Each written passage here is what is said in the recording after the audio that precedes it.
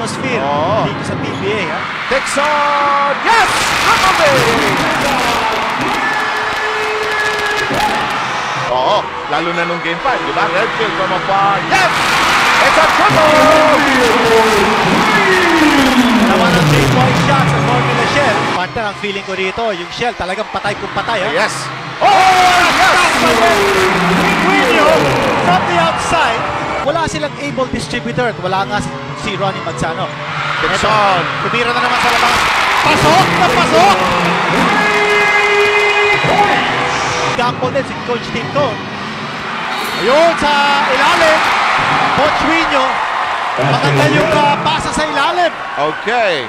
Ladies and gentlemen, welcome to the Cuneta Astrodome, the home of your PBA. And this is Game 6 of the Commissioner's Cup Conference Finals. And now, let's meet Formula Shell Super Unleaded. A 3-point specialist at guard, number 6, Joey Guanyo.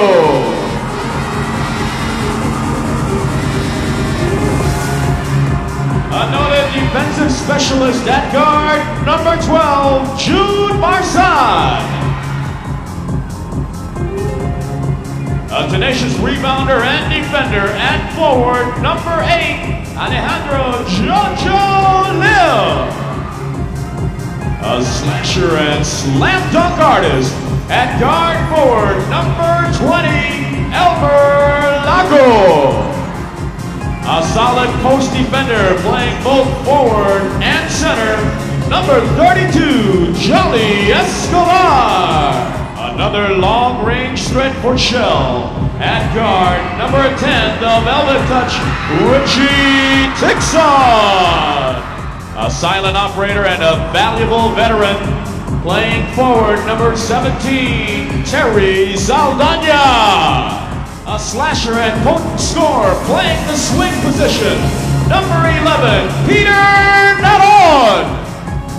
A versatile rookie who can dish and score at guard, number 00, Romel Santos. Adding strength to the bonded Shell front line, at forward, number 33, Victor Pablo. A triple-double threat every night. He was the 1994 Best Import awardee, as well as for this conference wearing jersey number 3, Kenny Redfield. PBA's first and only rookie MVP back in 1989. Playing center, number 14, the Tower of Power, Benji Paras. And sitting out because of an injury, he is Shell's point laureate, Ronnie Magsano. The head coach of Formula Shell is Chito Navasa. And now, let's meet Alaska. Adding ceiling to the Alaska front line at center, number 12, Dickie Bachman. A tall forward with a knack for scoring, number 31, Giovanni Pineda. A versatile athlete whose forte is defense and three-point shooting, number 4, Merwin Costello. A steady ball handler playing the point, number 5, Jude Reyes. At center, he's a solid rebounder and defender, wearing jersey number 17, Kevin Ramos. An accurate gunner from long range, playing guard, number 7, Roel Gomez. Lending a tough presence in the post at center, number 24, Chris Volado. A strong slot man with a soft shooting touch, wearing number 32, Edward Wigno. A promising young player, last year's Rookie of the Year awardee, number 22, Jeffrey Carriazo. Alaska's toughest matchup in the painted area. At forward, wearing jersey number 16, Ball the Hawk Hawkins. Arguably the best point guard in the game today, number 14,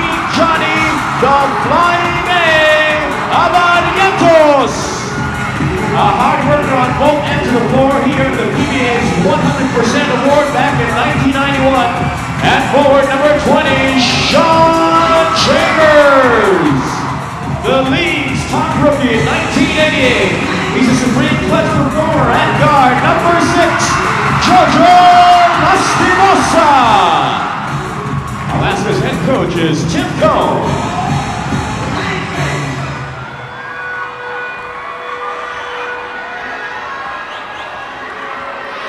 Let's give a warm round of applause for these wonderful ball clubs here tonight.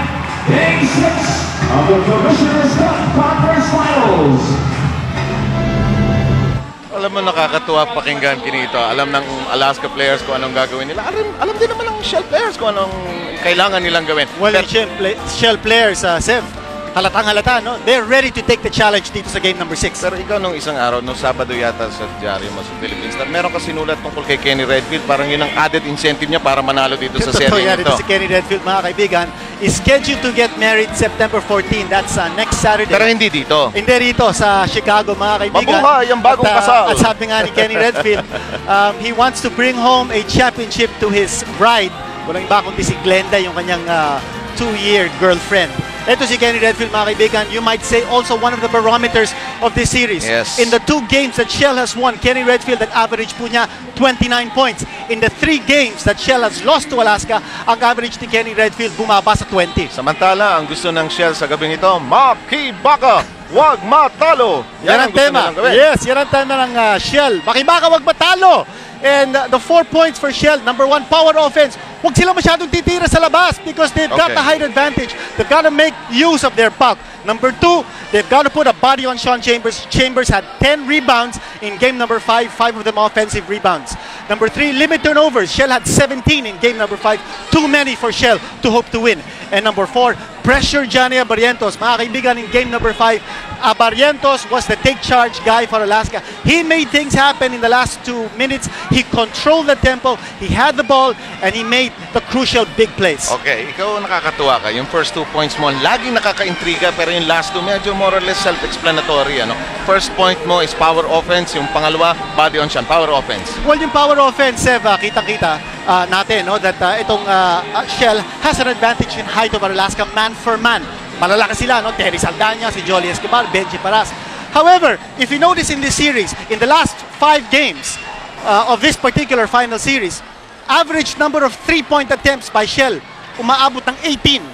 Average number of free throw, bawat laro, an average.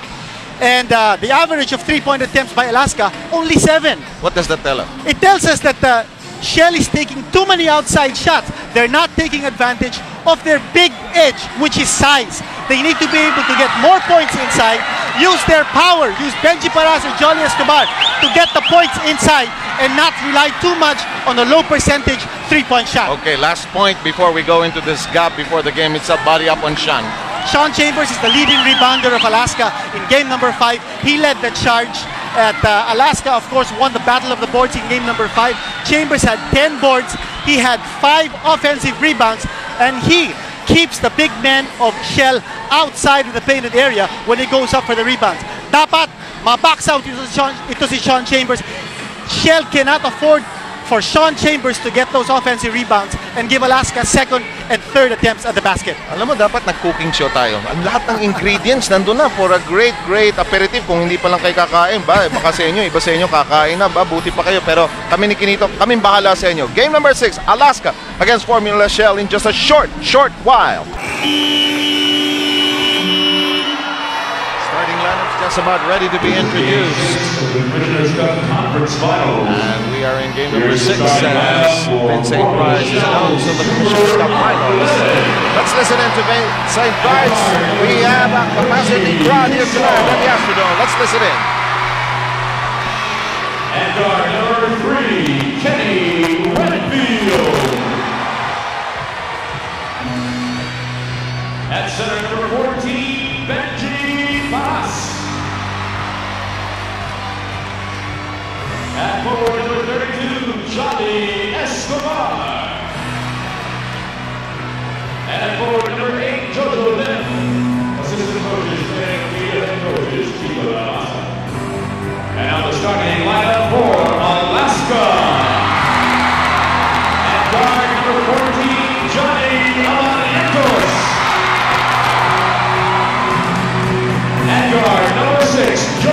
Lastimosa. At center, number 32, Edward Wino. At forward, number 20, Sean Chambers. At forward, number 16, Paul Hawkins. Assistant coach, our head coaches. And we are ready to get going. The referees, Ernie De Leon, Benji Chua, and Boy Cruz. The alternate is Celso Rivera. We have a good size, almost close to capacity crowd here on this very special Sunday presentation of game number 6. We are underway. Unang possession nasa kamay ng Alaska. Seb, walang masyadong sorpresa sa mga starting lineups ng dalawang koponan. Very consistent in fielding their starters, Shell and Alaska. I think we should mention that Richie Dixon, who suffered a mild contusion in the last game, will not be performing at 100%, but I'm sure right now he feels he can play because of the need of the game, and his team needs him here today. Redfield attacks, will not make it, and Alaska for the rebound. They're screaming here early on. Narito ang flying A. Nasa ilalim, goodbye! The defense of Shell, di pa nakaset up. Ang nakita yun ni Johnny Abarientos in that drive through the baseline. Abarientos had 11 points last Friday night. Dixon, nadala kay Kenny. Yun ang two-man game. Time for ng Benji Paras. Tanto ng double team. Shell was under pressure dahil 3 seconds na lang ang nalalabing sa kanilang shot clock at naipit ng tuluyan, which happened to Benji Paras so many times in game number 5 nung siya'y maipit ng double team ng Alaska, lalo na at saka ng fourth very quarter. Intelligent din yung galaw ng Alaska defense. So nakita nila, the shot clock was running up, dinouble team nila si Benji Paras because he knew that would add to the pressure. Red flags and white. Ano ang official tawag niya sa may kamay na yun? Ewan ko, yung mga number 1 signal. Lamang po ang Alaska. 4-0. You know, that adds to the college atmosphere dito sa PBA. Dixon! Yes!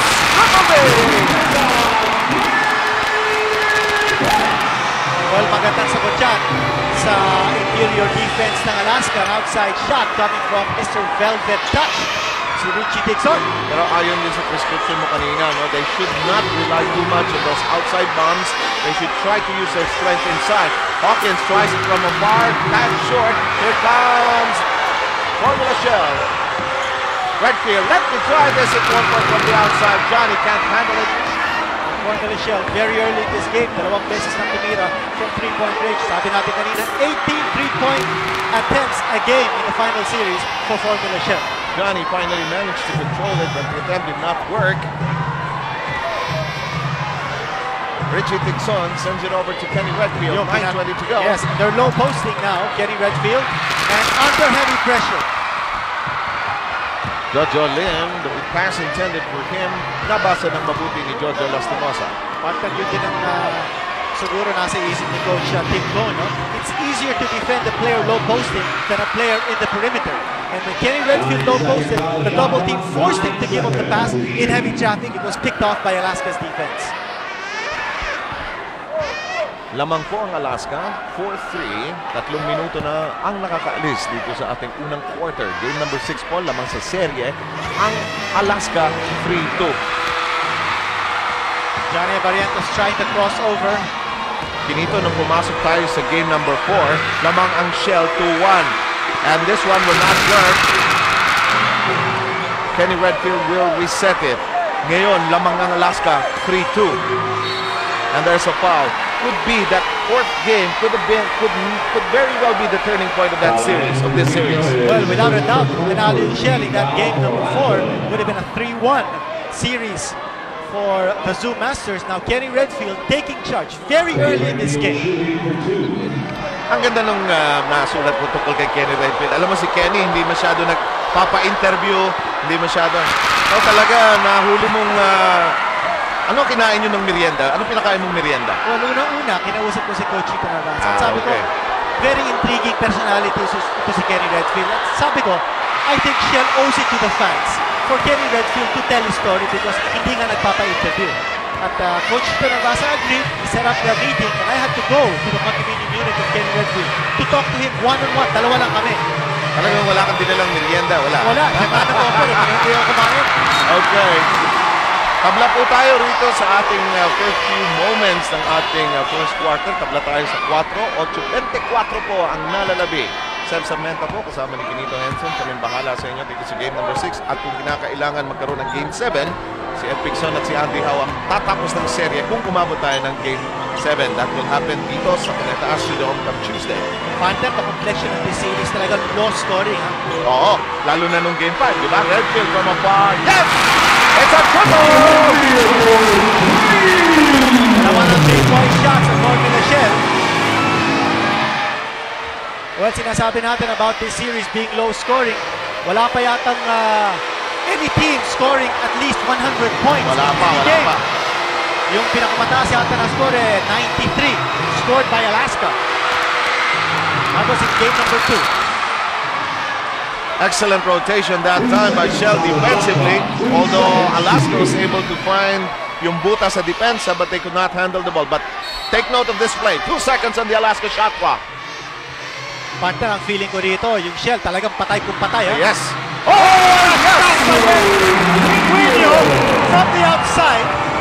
Ayan ang tinatawag natin, the playoff experience. Even Poch Quinio beating the buzzer, beating the 24-second violation.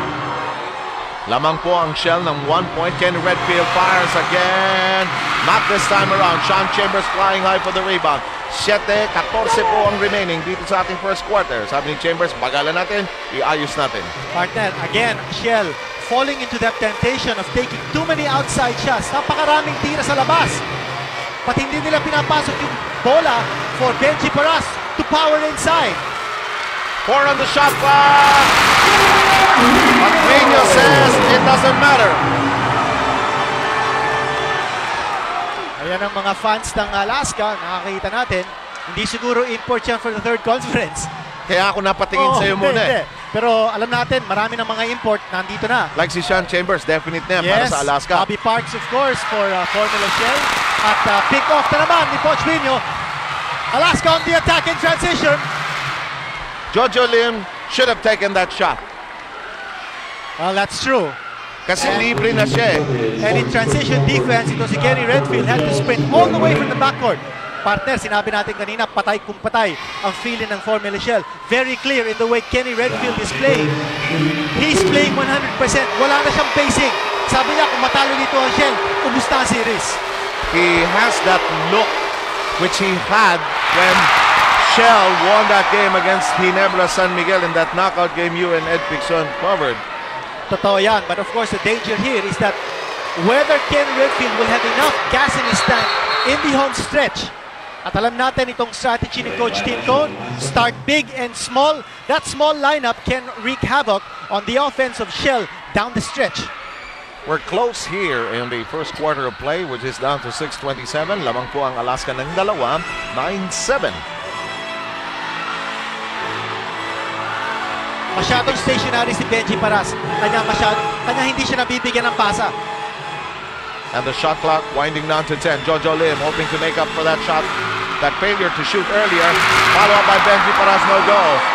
9-7, Alaska looking for a 4-point lead. They slow it down. Sabi ni Johnny, isang magandang banat. Ayusin natin to. Hawkins probing inside. The shot clock winding down to 7. Jolas pulls the trigger. Ayaw, rebound ni Paras. Partner, in that situation, Chambers and Hawkins outside and drawing the big man of Shell outside with them. Mga kababayan, pahinga muna ang pagsisigaw. Meron tayong unang timeout. Sige, sabihin mo sa akin ha.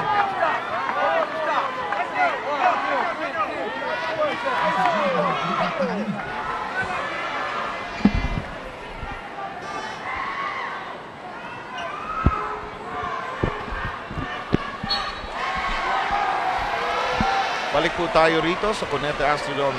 9-7 ang ating bilang. Alaska with a 2-point lead. 5 minutes and 38 na lang po ang remaining dito sa first quarter ng Game 6. Typically low scoring. In game number 5, yung score yata at the end of the first period was 17-11, partner? Yes. Redfield. It does not bounce in, but Escobar helping out inside. Ayan ang kailangan. Shell's big men must work extra hard in boxing out the big men of Alaska and dominating the paint at the area. 9 all ang ating score. 5-10 po ang remaining. The Hawk. Heavy traffic and the rebound is picked up by Formula Shell. Kenny Redfield. Maganda ang depensa ng Shell in that situation. Samantala, Tixon was on the sideline. Mr. Suntay, what do you have for me? Well, Seth, coming out of the dugout, sabi ni Coach Tim Cone sa mga players niya, I know you've been practicing, I know we've worked hard all conference long, and you showed very good effort in the last 2 games, that's why we won. But all I'm asking is one big effort tonight so we can finally win this championship. That's all. Back to you, Seth. Parang pagod na rin si Tim Cone. Ano sabi niya? One last effort, guys. Okay, thank you very much, Anthony Suntay, for that report from the Alaska bench. In the meantime, we take a look at Chambers. He's trying inside. Sumanik siya, tinawagan ng traveling. That's 2 straight defensive stops by Shell because of their tough interior defense. Napakaganda ng depensa ni Benji Paras tsaka ni Jolly Escobar sa ilalim. And this is something they must do to be able to take away the strength of Alaska inside. Totoo yan, and force Alaska to take the shots outside. Again, yung punto natin kung bakit tumitira sa labas itong Shell. Out of the 11 attempts of Shell, 9 came from long range. Bakit? At tanong, bakit? 4 minutes, 22 seconds remaining. We're still at 9. You're right about that. The score in that 5th game, it was only 17-11. Foul for Alaska. Well, partner, one reason kung bakit siguro hindi nakakahawak ng bola yung mga malalaki ng Formula Shell is because wala silang able distributor at wala nga si Ronnie Magsano. Tixon. Tumira na naman sa labas. Pasok na pasok! And it's 12-9. Richie Tixon knocking in Triple V numero 2. Malaking gamble ito ni Coach Chito Narvaza. Shell taking too many shots from the outside. Luckily for Shell, they have now scored 3 3-point shots and another outside jumper from Richie Tixon. That's the problem when you have a Tixon. Tixon, when he senses that he can score, he'll go all the way. And that's going to be one of the headaches of Tim Cone in this game. Well, one thing for sure, pinagbibigyan ng Alaska defense those outside shots Yes. of Formula Shell. Kanya may gamble din si Coach Tim Cone. Ayun sa ilalim, Pochuino. Maganda yung pasa sa ilalim. Okay. Foul on Kenny Redfield. Butch Maniego, take it away. What you got? Maraming salamat, sir. Pinag-usapan ng Shell nung huling timeout, yung kanilang boxing out, hindi sila nakaka-box out, kaya nagkakaroon ng offensive rebounds at second shots itong Alaska. Ito ang kabiling-biliran ni Coach Chito Narvaza. Kung sino ang mananalo sa rebounds, yun ang nananalo sa game. Tandaan nyo yan. Balik tayo sa iyo, sir. Thanks a lot, Butch. At tamang-tama yung report mo kasi in that last sequence, si Wino medyo nakawala sa loob. Although hindi offensive rebound yun, they don't want Wino patrolling inside. Like Wino already with 9 of the Alaska 12 points. Oh, Redfield! Sinabi ni Butch Maniego, it has been so true dito sa serye na to. The team that has won the battle of the boards in any game has won that particular game. Dito sa seryeng ito, sa rebounds, ang may lamang sa average ay ang Shell. Kada laro, 47-44. 16-12 ang score natin dito ho. Lamang ang Shell. 2 minutes 50 seconds remaining. Hawkins pulling the trigger. Bang! Sabi ni Bong Hawkins, kung titira kayo sa labas, ako rin titira sa labas. Basali ko riyan ba? Wala nga naman kayo lang. And notice itong Formula Shell, while they're waxing hot from the outside, ang lamang nila, 2 lang. Ito na si Benji Paras. At least coming a little closer. Pinasok niya with a nice jump hook. Paras has to get more involved in the offense. And that's a good sign for Coach Chito Narvaza. Yung jump hook ni Benji Paras from inside the painted area. Kasi naman yung points will not come from anywhere else no? Oo. 7 on the shot clock. Expected naman si Benji Paras to contribute big in offense. Kanina partner, nakita natin ito si Pochuino dashing in and scoring from the inside. Yet previous to that, 2 offensive stops inside by Formula Shell. The secret, of course, is to get motion from the offense of Alaska. Okay, friends, we'll take a break here and we'll return quickly. 2 minutes, 10 seconds. Lamang ang Shell ng 18-14 laban sa Alaska. Ang Alaska lamang sa series, don't forget that. 3-2 going into this, the 6th game. Chambers got it. Slow rotation in the part of Shell's defense. Nag-double team sila sa labas. Ito naman si Sean Chambers na recognize yung double team. Kumat siya sa loob. Chambers has been averaging 23 points in the series. Paras to the cutting limb, a little too strong. And a chance now for Alaska to pull across. Jojo fires, nothing. Rebound nakuha ni Escobar. Richie Tixon, who's celebrating his birthday today, sends it across to Redfield. Redfield trying that cha-cha move to no avail. Redfield goes inside to Benji, inside to Escobar! Nice inside passing by Formula Shell. Now in that situation, Seb, they did not lose composure, kept their poise, at hinanap nila yung open man from the double team. Chambers, ayaw tumira, Johnny! Si Johnny ay may 4 points na dito sa quarter na ito, averaging 13.6 in the series. In that situation, di yata maganda ang galaw ng depensa ng Formula Shell. It's just standing around. Baka napagod na rin itong Shell team, no? With the kind of intensity that they showed since the beginning of this first quarter. Dixon! Nothing there. Off the rebound, Benji Chua, the official, spots something amiss. Ball foul on Sean Chambers. See Chambers guilty of his first personal foul. I have not mentioned the team fouls to you. The total number of team fouls were going into the last 33 seconds. Tigatlo po ang bawat team dito habang patapos na po ang ating first quarter. Well, nabanggit natin kanina that the Shell players might be tiring out. Kanya nakita siguro din ni Coach Chito Narvaza yon. And he pulled out 2 players even with 33 seconds to go dito sa first period. Victor Pablo is on the floor together with Romel Santos. This offensive set down to 10 seconds. Redfield, nothing. Here's Santos back to Redfield. And Redfield says, let's take one last good shot.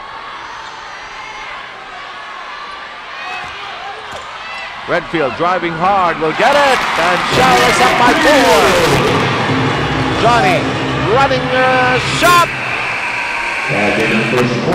This first quarter just flew by us, and it is 22-18 in favor of Chito Narvaza's Zoom Masters. No return.